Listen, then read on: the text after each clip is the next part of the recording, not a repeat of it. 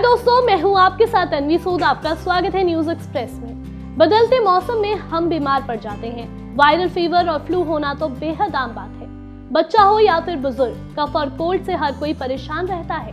लेकिन दोस्तों, हम कोल्ड कफ में भी ऐसी गलतियां कर देते हैं, ऐसी चीजों का सेवन कर लेते हैं जो हमारी तबीयत ठीक नहीं, उल्टा और खराब करता है। जी हाँ, हमारी आज की इस खास रिपोर्ट के जरिए हम आपको बताने वाले हैं उन फूड आइटम्स के बारे में जिन्हें आपको कोल्ड और कफ में अवॉइड करना चाहिए। तो चलिए करते हैं स्टार्ट। Number 1, sugar. 2017 की एक स्टडी के अनुसार ये बात साफ की गई है कि अगर हम ज्यादा शुगर का इंटेक करते हैं तो वो हमारे इम्यून सिस्टम को सप्रेस कर देता है या आपके व्हाइट ब्लड सेल्स की बैक्टीरिया से लड़ने की क्षमता को कम कर देता है। इसलिए हमें कोल्ड या फिर कफ के दौरान मीठे को अपने से दूर ही रखना चाहिए। Number 2, milk. आपने सुना होगा कि जब भी आप बीमार पड़े तो दूध या डेयरी पदार्थों से परहेज करें। इनका सेवन करने से म्यूकस और बलगम ज्यादा मात्रा में बनते हैं, जिससे आपको सांस लेने में भी परेशानी हो सकती है। इसलिए कफ और कोल्ड में आपको दूध अवॉइड करना चाहिए। Number 3, coffee, T and other caffeinated drinks.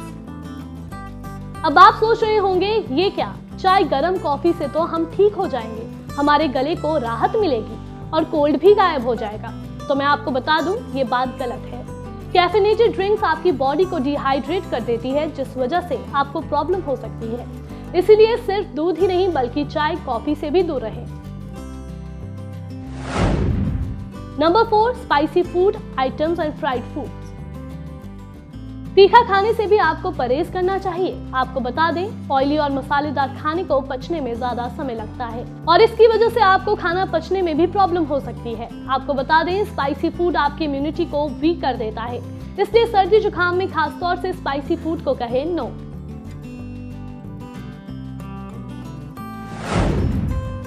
Number 5, fermented food.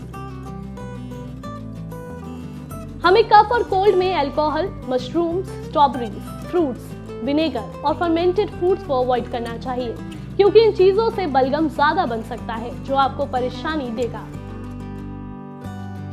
तो ये थी वो चीजें जो आपको कफ और कोल्ड में अवॉइड करनी चाहिए। हम आपके लिए ऐसी हेल्थ से जुड़ी स्टोरीज लाते रहेंगे। आप हमारे साथ बने रहिए।